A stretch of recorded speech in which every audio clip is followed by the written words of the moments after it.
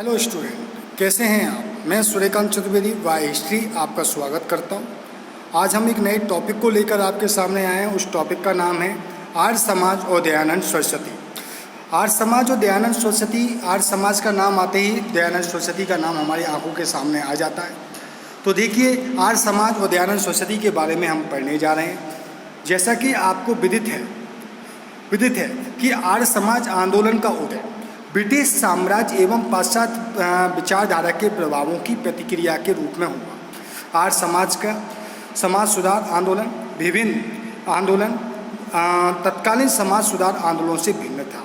इसमें हिंदू धर्म के एवं समाज में सुधार का कार्य किया गया। इसका मुख्य उद्देश्य हिंदू धर्म एवं समाज में कालांतर में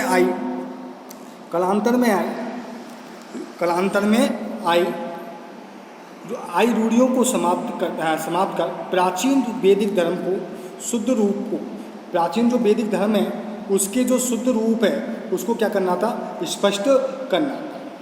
तो ठीक है, हम लोग यहाँ पर जो पढ़ रहे हैं वो आर्य समाज के बारे में पढ़ रहे हैं। आर्य समाज का उदय ब्रिटिश साम्राज्य एवं पाश्चात्य विचारधारा, ब्रिटिश समाज में पाश्चात्य विचारधारा की प्रतिक्रिया के रूप में आर्य समाज में तत्कालीन समाज सुधार आंदोलन का उदय हुआ। ठीक है, इसका उद्देश्य हिंदू धर्म में कालांतर में आई रूढ़ियों को समाप्त कर प्राचीन धर्म के शुद्ध रूप को पुनर्स्थापित करना था। आर्य समाज के संस्थापक दयानंद सरस्वती का जन्म 1824 में गुजरात के मोरबी के पास टंकारा में एक ब्राह्मण परिवार में हुआ था। तो बालकों, आपको ध्यान रखना है कि आर्य समाज के जो संस्थापक है कौन है, दयानंद सरस्वती है। इनका जो जन्म है कब हुआ है, 1824 में हुआ है। गुजरात के मोरबी के पास कहाँ हुआ है, टंकारा में एक ब्राह्मण परिवार के अंदर इनका जन्म हुआ है। बचपन का नाम इनका क्या है, मूल शंकर है। क्या बेटा, मूल शंकर। ध्यान रखिएगा, बचपन का नाम क्या है, मूल शंकर था।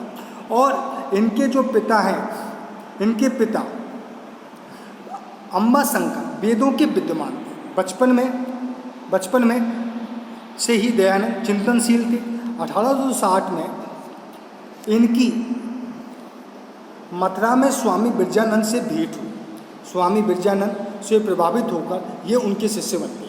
इनके गुरु का नाम क्या है, स्वामी बिरजानंद है। इनसे ये प्रभावित होकर क्या बन गए हैं, उनके शिष्य बन गए हैं। स्वामी दयानंद सरस्वती एक धर्म सुधारक एवं समाज सुधारक के रूप में देश के विभिन्न भागों में इन्होंने क्या किया है, भ्रमण किया। एक समाज सुधारक के रूप में इन्होंने देश के विभिन्न भागों में इनके द्वारा क्या किया गया है, भ्रमण किया गया है।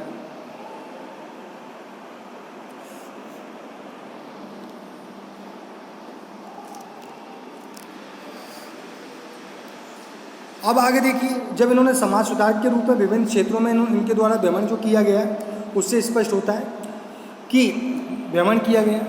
अब आगे देखिए, इन्होंने विद्वानों के साथ में भी क्या किया, शास्त्रार्थ किया। क्या किया, शास्त्र किया है। ठीक है बेटा, विद्वानों के साथ में शास्त्रार्थ किया। उसके पश्चात बंगाल समाज सुधारक के केशव चंद्र सेन के परामर्श से इन्होंने अपने जो विचार थे उनको संस्कृत के आधार पर हिंदी में व्यक्त करने का प्रयास किया। उन्होंने कहा कि संस्कृत के स्थान पर आप अपने जो विचार हैं, केशव चंद्र सेन बंगाल के समाज सुधारक हैं, इन्होंने कहा कि आप अपने जो विचार हैं उन विचारों को संस्कृत में न प्रस्तुत कर हिंदी में प्रस्तुत कीजिए। दयानंद सरस्वती ने के द्वारा हिंदी में सत्यार्थ प्रकाश नामक पुस्तक की रचना की गई। कौन सी पुस्तक की रचना की गई, सत्यार्थ प्रकाश। कौन सी पुस्तक लिखी गई, अपने विचारों को हिंदी में व्यक्त करने के लिए दयानंद सरस्वती के द्वारा एक पुस्तक की रचना की गई जिसका नाम है सत्यार्थ प्रकाश। ध्यान रखिएगा, ठीक है। दयानंद सरस्वती ने 1875 ईस्वी में, ध्यान रखिएगा बेटा, सत्यार्थ प्रकाश किसकी है, दयानंद सरस्वती की। 1875 में बम्बई में आर्य समाज की स्थापना की। किसकी स्थापना की है, आर्य समाज की। इसके सिद्धांत एवं नियम बनाए और लाहौर में 1877 ईस्वी में आर्य समाज के सिद्धांतों को पुनः स्थापित किया। जो आर्य समाज के सिद्धांत थे उन्हें पुनः द्वारा से स्थापित करने का प्रयास किया दयानंद सरस्वती। और आर्य समाज के द्वारा विभिन्न समाज सुधार के जो कार्य किए गए, जो महत्वपूर्ण कार्य किए गए, उनके बारे में हम देखते हैं। आर्य समाज ने समाज सुधार के कार्य करते हुए सामाजिक समता तथा समरसता की बात की। आर्य समाज ने वर्ण व्यवस्था को जन्म के स्थान पर कर्म का आधार माना। उन्होंने कहा कि जो ये वर्ण व्यवस्था है, कौन सी है? वर्ण व्यवस्था।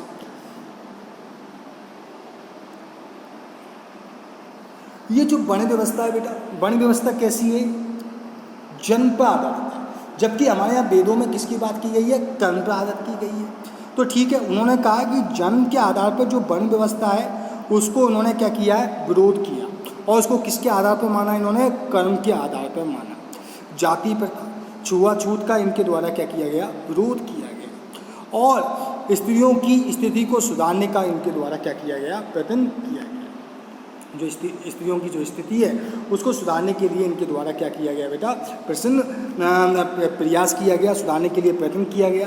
इन्होंने बाल विवाह, पर्दा प्रथा, दहेज प्रथा, बहुल विवाह आदि सामाजिक बुराइयों को समाप्त किया।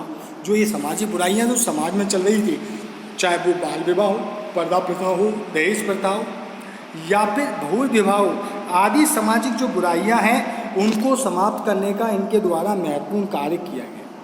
विधवा जो स्त्रियां हैं उनकी स्थिति को सुधारने के लिए भी उनके द्वारा कई विधवा आश्रमों की स्थापना की गई। जो विधवाओं के लिए क्या किसकी स्थापना की गई? विधवा आश्रम। स्त्रियों और पुरुषों में समानता की बात की गई। स्त्री शिक्षा का कार्य किया गया और स्त्री शिक्षा के लिए इन्होंने बल दिया, क्योंकि इनका मानना था कि परिवार में सभी का शिक्षित होना जरूरी है और महिलाओं का, स्त्रियों का शिक्षित होना अनिवार्य है। दयानंद सरस्वती ने वेदों के आधार पर सभी को वेद पढ़ने का तथा यज्ञोपवीत धारण करने का की बात कही है, जिसके बारे में उन्होंने कहा कि वेदों में इसकी बिल्कुल मनाही नहीं है।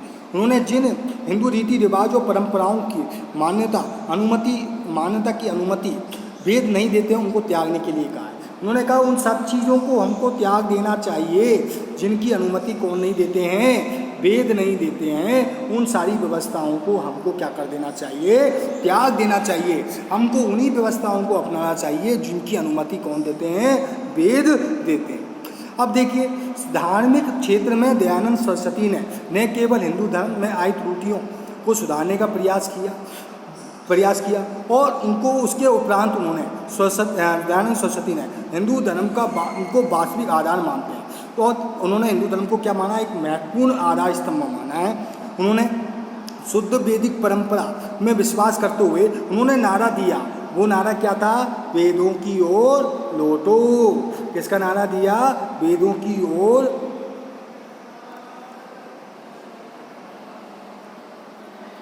उनका जो नारा था कौन सा था? वेदों की ओर लौटो। तो बालकों, आपको ध्यान रखना है, दयानंद सरस्वती का नारा क्या है? वेदों की ओर चलो, लौट चलो। क्योंकि अब किसकी ओर लौट के चलना है? वेदों की ओर। वे वेदों को ईश्वर की प्रतिमा मानते थे। वेद ईश्वरीय ज्ञान को मानने के साथ ही उन्होंने कहा कि वैदिक मंत्रों की व्याख्या तर्क की कसौटी के आधार पर कसकर विवेक से होनी चाहिए। उनका तर्क है कि वेद की भाषा अत्यंत प्राचीन है।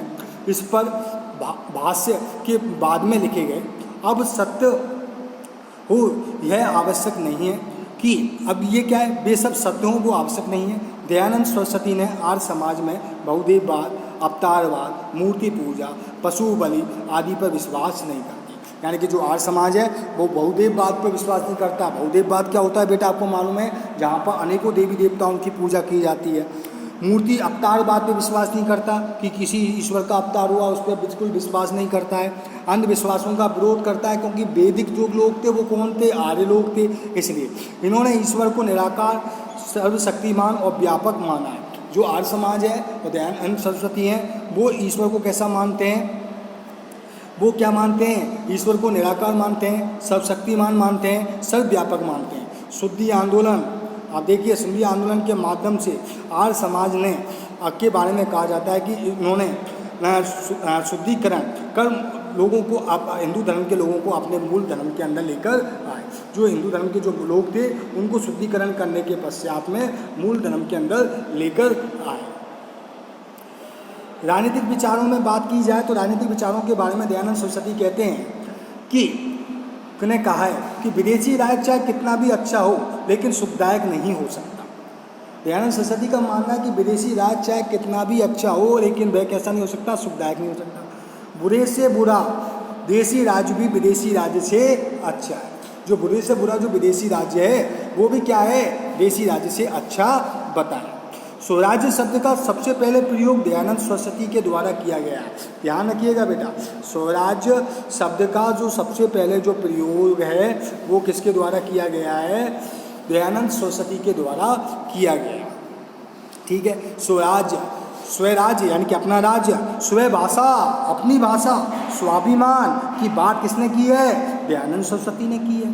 ठीक है, तो ये लोग हम लोग इन चीज़ों के बारे में बात कर रहे हैं। आगे देखिए, शिक्षा के क्षेत्र में भी कार्य में आर्य समाज ने महत्वपूर्ण कार्य किया है। दयानंद सरस्वती के स्वर्गवास होने के पश्चात में 1886 में लाहौर में दयानंद सरस्वती एंग्लो वैदिक स्कूल की क्या की गई थी, स्थापना की गई। लाहौर में किसकी की गई थी, दयानंद सरस्वती के स्वर्गवास होने के बाद दयानंद एंग्लो वैदिक स्कूल की स्थापना की गई थी। ठीक है, तो ये हम किसके बारे में पढ़ रहे हैं, दयानंद सरस्वती के बारे में पढ़ रहे हैं। 1889 में दयानंद एंग्लो वैदिक कॉलेज के रूप में अस्तित्व में आया। किस में आया, दयानंद वैदिक जो कॉलेज है वो किस में आया, अस्तित्व में आया। कब आया, 1889 के बाद। देश के विभिन्न भागों में दयानंद एंग्लो कॉलेज की संस्थाएं का विस्तार किया गया। पाश्चात्य शिक्षा से में दिए जाने को लेकर आर्य समाज में मतभेद हो गए। मतभेद के फलस्वरूप में आर्य समाज की शिक्षा को लेकर 1902 में हरिद्वार के पास कांगड़ी में गुरुकुल की स्थापना की गई। कहाँ पर की गई, हरिद्वार के अंतर्गत 1902 के अंदर हरिद्वार के अंदर कांगड़ी में गुरुकुल की स्थापना की गई। दयानंद वैदिक कॉलेज संस्था, गुरुकुल, कांगड़ी दोनों ने भारतीय संस्कृति की उपलब्धियों को बताते हुए भारतीय समाज को आत्मगौरव प्रदान किया। इन शिक्षण संस्थानों के माध्यम से अंधविश्वास तथा कुरीतियों को समाप्त कर समाज सुधार का कार्य किया गया। इसके अतिरिक्त दयानंद सरस्वती ने हिंदी को राष्ट्रभाषा के रूप में स्थापित करने का प्रयास किया। यानी कि दयानंद सरस्वती ने कहा वेदों की ओर लौटो। वेदों की ओर लौटने के पश्चात उनके द्वारा जो महत्वपूर्ण जो कार्य किए गए उन्होंने जो कहा उसमें ये कहा कि हिंदी को उन्होंने राष्ट्रभाषा के रूप में स्थापित करने का प्रयास किया। तो बेटा आज हमने जो टॉपिक पढ़ा था उस टॉपिक का नाम था दयानंद सरस्वती और आर्य समाज। हमने जो टॉपिक पढ़ा था दयानंद सरस्वती और आर्य समाज। ठीक है, हम कल नए टॉपिक के साथ में फिर आएंगे। यह जो टॉपिक है आपकी कक्षा 12 का जो टॉपिक है कक्षा 12 के इतिहास से लिया गया है। ठीक है, आपको आगे लाभदायक होगा। इसी के साथ में आज हम आपसे इजाज़त लेते हैं। मुझे आज्ञा दीजिए। कल नए टॉपिक के साथ में मैं फिर आपके पास में हाजिर होऊंगा। आप मेरी क्लासेस को कंटिन्यू देखते रहिए, शेयर कीजिए, सब्सक्राइब कीजिए, लाइक कीजिए, जिससे मैं और अच्छी क्लासेस आपके सामने लेके आऊँ। ठीक है बेटा, इसके साथ मुझे आज्ञा दीजिए। मिलते हैं कल नए वीडियो के साथ में, नए टॉपिक के साथ में। आज के लिए बस इतना है।